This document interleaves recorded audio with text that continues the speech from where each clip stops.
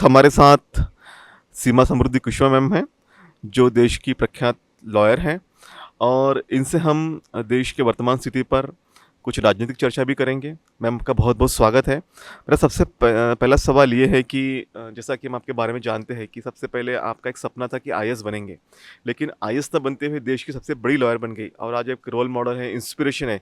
इसके बारे में बताइए? सबसे पहले तो आपका बहुत-बहुत शुक्रिया कि आपने अपने प्लेटफ़ॉर्म पर मुझे मेरी बात रखने का मौका दिया।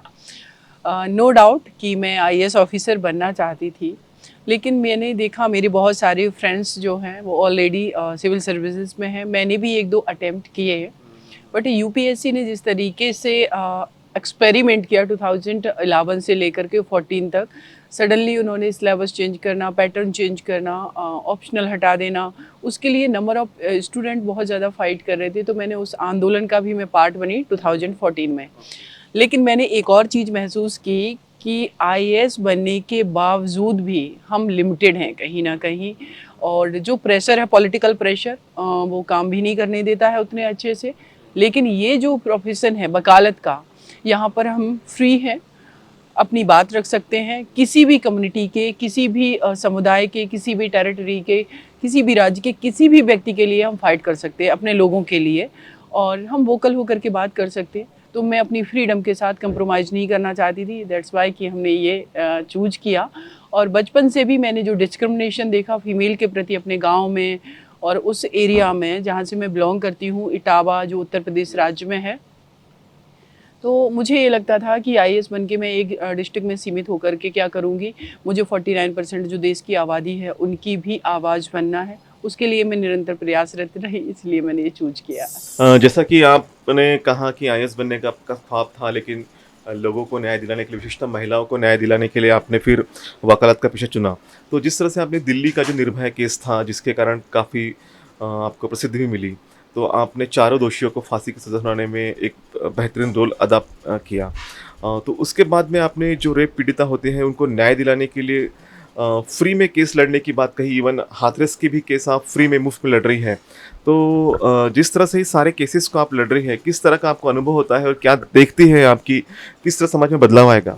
देखिए, निर्भया केस में जो मैंने फ़ाइट की, इसमें 2-3 चीज़ें मैंने स्पेशली फेस की कि हम या तो पुलिस सिस्टम की बात करें या फिर हम जुडिशरी की बात करें। जो लोग वहाँ पर बैठे हैं, माइंडसेट अभी भी पैट्रियार्किकल माइंडसेट है, जहाँ पर फीमेल के लिए उतना स्कोप नहीं है जितना कि वो डिजर्व कर रही है, उसको आगे बढ़ने दिया जाए। निर्भया केस में मैं लीगल फ़ाइट करने के साथ-साथ मैंने वहाँ पर सिस्टम से भी फाइट की, क्योंकि ये केस इस देश का सबसे, एक कहेंगे, एक ऐसे मीडिया में हाईलाइट हो गया, तो इस केस को फास्ट ट्रैक भी किया गया। बट फास्ट ट्रैक होने के बावजूद भी मुझे लिस्टिंग के लिए जब मैं सुप्रीम कोर्ट जा रही हूँ, तो सुप्रीम कोर्ट में ये केस करीब 18 महीने पेंडिंग रहा। तो ये सिस्टम किस तरीके से वर्क कर रहा है कि जो केस फास्ट ट्रैक है वो एसएलपी फाइल होने के बाद 18 महीने तक पेंडिंग है। देन आफ्टर आप सभी ने देखा कि किस तरीके का जो प्रोसीजर है वो लेंदी है। जब उन चारों को डेथ सेंटेंस को कंफर्म कर दिया माननीय सर्वोच्च न्यायालय ने, उसके बाद स्टेट गवर्नमेंट की ड्यूटी थी कि वो उसको एग्जीक्यूट कराएं, बट स्टेट गवर्नमेंट साइलेंट है। यहाँ पर बहुत सारे जुडिशरी में बैठे लोगों को नहीं पता है कि क्या एक्चुअल में प्रोसीजर है, या फिर उनको एक्टिवली वर्क नहीं करना है, वो सिस्टम का पार्ट है। उनको लगता है निष्क्रिय तरीके से जो चल रही हैं चीज़ें, हमें सैलरी मिल रही है, हम अपना 10 to 4 ओ क्लॉक ड्यूटी करेंगे, बट रिस्पॉन्सिबिलिटी के साथ हम ड्यूटी नहीं करेंगे। ये लैकिंग इंडिया में हर डिपार्टमेंट में रिफ्लेक्ट होती है, वो निर्भया केस में भी था, इसीलिए इसमें 7 ईयर लग गया। रही बात दूसरा इसको फ्री ऑफ कॉस्ट करने की, तो शायद मुझे लगता है कि निर्भया अगर मेरे घर की बेटी होती, तो जितना मैंने शिद्दत से ये केस लड़ा, उतना ही शिद्दत से उसके लिए भी फाइट करती, चाहे मनीषा वाल्मीकि हो। उनके केस में भी अगर देखें, निर्भया केस में तो पूरा देश एक साथ यूनाइट होकर के उनके लिए आवाज़ उठा रहा था। बट हाथरस केस में, मनीषा वाल्मीकि केस में मैंने देखा कि 2 गुटों में हमारा देश भी बँट गया, क्योंकि यहाँ पर फाइट हो गई शेड्यूल वर्सेस सबर्ड की। तो मेरे लिए लोगों ने बहुत सारे थ्रेट भी किए, और उस केस को भी, चूँकि वो फैमिली भी बिलो पॉवर्टी लाइन के नीचे आती है, तो मैंने फ्री ऑफ कॉस्ट कर रही हूँ। प्रो बोनो केसेस में उन केसेस को लेती हूँ जो फीमेल में रेप मैटर्स हुए हैं या जिनके बीपीएल कार्ड बने हुए हैं। सारे केसेस तो मैं फ्री नहीं करती हूँ क्योंकि मेरा सोर्स ऑफ जो इनकम भी हमारा प्रोफेशन है, तो यहाँ से एक साइड से कमा के दूसरे साइड हमें लोगों के जस्टिस के लिए देना है। तो इसी तरीके से मैं बात कर रही हूँ। कुछ कुछ जगह हमने देखा है जैसे कि आपने कहा कि एक यहाँ पे हाथरस की केस में, मनीषा वाल्मीकि केस में सवर्ण वर्सेस दलित ऐसा एक ये हुआ, जबकि निर्भया केस में ऐसा कुछ नहीं था, सारा देश इकट्ठा हो गया था। कुछ कुछ केस ऐसे हमने भी देखे हैं, जैसे जम्मू में एक छोटे बच्चे के साथ में मंदिर में बलात्कार हुआ, तो वहाँ रेप के जो लोग थे जिन्होंने रेप किया उनके पक्ष में तिरंगा यात्रा निकाली गई। और यस, यस, इस ये जो नज़रिया है लोगों का, किस तरह से देखते हैं, ये किस तरह की विडंबना है? वो गुड़िया जिसकी आप बात करें 2018 में आशिफा, उसके लिए भी मैंने फेसबुक पे आवाज़ उठाई थी सबसे पहले, देन आफ्टर दिल्ली में प्रोटेस्ट वगैरह किए।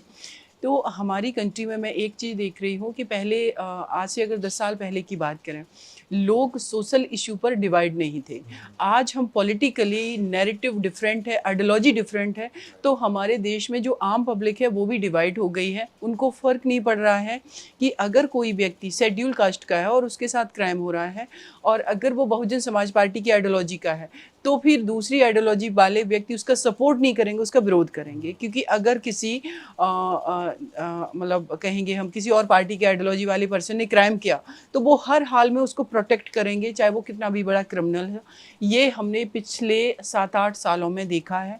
इसका एक बहुत बड़ा उदाहरण मैं बताऊंगी। केरला में एक सोशल एक्टिविस्ट थी, उनका मर्डर हुआ, तो उस मर्डर को जस्टिफाई लोग कर रहे हैं सोशल मीडिया पे। तो ये जो एरा है इस टाइम का, मुझे लगता है कि मेरे लोगों की पर्टिकुलर आइडियोलॉजी के लिए वो ठीक हो सकता है कि उससे पॉलिटिकल पावर में वो आ रहे हैं, बट ये हमारी कंट्री के लिए हार्मफुल है, जो नहीं होना चाहिए। और ऐसा स्पेशली इस देश के अंदर शेड्यूल कास्ट के साथ तो मैंने हमेशा देखा है कि जब भी उन बेटियों के साथ क्राइम होता, मनीषा वाल्मीकि के केस की अगर मैं बात करूं, जब उस बिटिया के साथ गैंगरेप हुआ, मर्डर हुआ और उस परिवार ने आवाज़ उठाई, तो दूसरी जो पक्ष हैं या जो भी मीडिया हाउसेस हैं, उन्होंने भी ये कोशिश की कि एक नैरेटिव बना करके कि ये ऑनर किलिंग का मैटर है। तो मेरी फर्स्ट प्रायोरिटी ये बन गई उसमें कि मनीषा को बाद में जस्टिस मिलेगा, पहले इस परिवार को मैं प्रोटेक्ट करूं। और रात में हम सभी ने देखा इस देश के अंदर फर्स्ट टाइम ऐसा हुआ कि एक दलित समाज की बेटी को कैरोसिन डाल करके पुलिस सिस्टम, प्रशासन जला रहा है, उसको फंडामेंटल राइट को वायलेट कर रहा है। तो ये क्या है? ये एक तरीके से डिस्क्रिमिनेशन है। अभी भी उनको आप एज ए ह्यूमन ट्रीट नहीं कर रहे हैं। तो ये पूरी कंट्री के लिए एक बहुत बड़ा, मैं कहूँगी कि घातक है फ्यूचर के लिए, क्योंकि इस देश की number of population, Bahujan population है, वो अवेयर हो रही है। और अवेयर होकर के व्यक्ति कब तक अपने आप को शोषित, पीड़ित, वंचित रखे रहेगा, वो खुल करके फ्रंट पर तो आएगा। तो मैं नहीं चाहती हूँ कि इस कंट्री के अंदर कुछ भी ऐसा हो। जी, एक बात मैं और जानना चाहता कि जिस तरह की निर्भया केस के बाद में कानून में काफ़ी बदलाव हुए, काफ़ी स्ट्रिक्ट भी किया गया, उसके बावजूद भी अपेक्षित रिजल्ट नहीं आता। दोष सिद्धि का जो प्रमाण होता है वो कोर्ट में जाने के बाद काफ़ी कम होता है। क्या लगता है कि ऐसे केसेस में क्या फांसी की सज़ा होनी चाहिए या फास्ट ट्रैक कोर्ट होने चाहिए? देखिए, निर्भया केस के बाद वर्मा कमेटी बनी जिसकी रिकमेंडेशंस थे और बहुत अच्छे रिकमेंडेशंस थे। आईपीसी, सीआरपीसी, जुवेनाइल एक्ट, हर जगह अमेंडमेंट किए गए। लेकिन ओवरऑल अगर आप देखेंगे कि कोई भी दस्तावेज है, आपने अमेंडमेंट कर दिया कानून में, अगर उसका इम्प्लीमेंटेशन नहीं है तो फिर रिजल्ट आपको ग्राउंड पर नहीं दिखेगा। ये एक बहुत बड़ा कारण है कि हमने कानून बहुत सारे बनाए, लेकिन उन कानून को लागू कैसे किया जाए, उसके लिए जो हमारी मशीनरी है वो एक्टिवली वर्क नहीं कर रही है, उतना टेक्निकल भी नहीं है, और दूसरा लोग सेंसिटिव भी नहीं है। 2-3 ये बहुत मेजर कारण है कि अगर आप कह रहे हैं कि केस कोई फास्ट ट्रैक है, तो फास्ट ट्रैक में आप टाइम बाउंड फास्ट ट्रैक करिए। क्या फास्ट ट्रैक केस 7 ईयर तक चलता है? तो फिर नॉर्मल जो केसेस हैं वो 15-20 ईयर साल चलेंगे। तब तक जो विक्टिम है उसकी प्रॉपर्टी तक सेल आउट उसको करना पड़ता है, वो उसका हरासमेंट होता है, कितना मेंटली वो टॉर्चर हो जाता है। तो ये पूरा जो सिस्टम है, इसीलिए कन्विक्शन रेट जो है हमारे देश के अंदर आउट ऑफ 100 की बात करें तो 30% है। अब जो 30% कन्विक्शन रेट है, जिनका कन्विक्शन हो रहा है, और वो भी 10-15 साल के बाद हो रहा है, वो लोग बेल पर आ रहे हैं, बेल पर आने के बाद फिर वही समाज में टेरर फैला रहे हैं।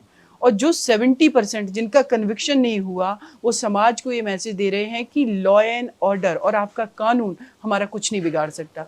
इसीलिए डिटरेंस नहीं है। और इसीलिए हम लोगों ने भी देखा कि निर्भया केस में 4 लोगों को फांसी की सजा होने के बावजूद भी क्राइम नहीं रुके, क्योंकि लोगों में डिटरेंस नहीं है डेथ पेनल्टी का भी। ये एक बहुत बड़ा कारण है।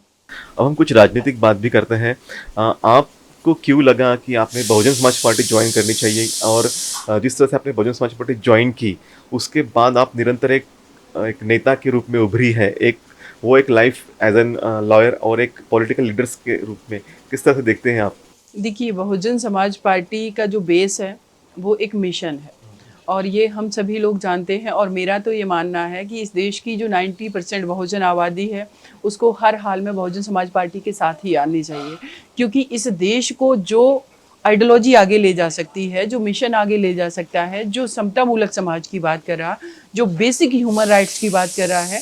और बेसिक ह्यूमन राइट्स की अगर मैं बात करूं तो यूएन में भी हमारा चार्टर पास हुआ है basic human rights, fundamental rights के लिए। Most of the country human rights के नाम पर दूसरी कंट्री में जाकर के इंटरफेयर कर रहे हैं। तो हमारी पार्टी की आइडियोलॉजी ही बेसिक जो है मानवाधिकार की बात करने वाली है, मानवतावाद की बात करने वाली है, समतामूलक समाज की बात करने वाली है। तो ये सारी बातें वो पार्टी किसके लिए कर रही है, वो मिशन किसके लिए कर रही है? देश के पीपल, सिटीजन्स के लिए। तो ज़्यादातर सिटीजन को बहुजन समाज पार्टी ज्वाइन करनी चाहिए। और मैंने भी इसीलिए की कि मनीषा वाल्मीकि का जब मैं केस फाइट करने के लिए गई तब मैं बहुजन समाज पार्टी की नेता नहीं थी, लेकिन मेरी इंटेंशन ये थी कि कोई अगर हमारे देश में शोषित, पीड़ित, वंचित है तो उसकी मैं आवाज़ बनूं। तो एज ए लॉयर मैं वहाँ पर कंट्रीब्यूट कर रही थी, और ऐसे मनीषा वाल्मीकि की तरह ही बहुत सारे केस हैं जिनको मैं फाइट कर रही हूँ, जो कि मीडिया में नहीं है। तो वो आइडियोलॉजी अगर बहुजन समाज पार्टी की है तो मुझे लगता है मेरे लिए इससे बेस्ट प्लेटफॉर्म कोई हो ही नहीं सकता था। जी, जैसा आपने बीएसपी ज्वाइन की तो मायावती ने आपको राष्ट्रीय प्रवक्ता बनाया, प्रदेश में कई जगह आपने इलेक्शन के दौरान कैंपेन भी किए और अब आपको दिल्ली का प्रभारी बनाया गया है। तो लेकिन जैसे ही इलेक्शन हुआ तो जैसा कि आपने कहा कि एक आइडियोलॉजी बीएसपी है, लेकिन रिजल्ट उस तरीके से नहीं आया। अब आप आने वाले दिनों में किस तरह से पार्टी को बेस बढ़ाने में सहायक होगी? देखिए, सबसे पहले तो हमारी नेता बहन जी का मैं शुक्रिया अदा करती हूँ कि शायद मुझे लगता है कि बीएसपी में इतनी जल्दी किसी को भी इतना बड़ा प्लेटफॉर्म नहीं दिया।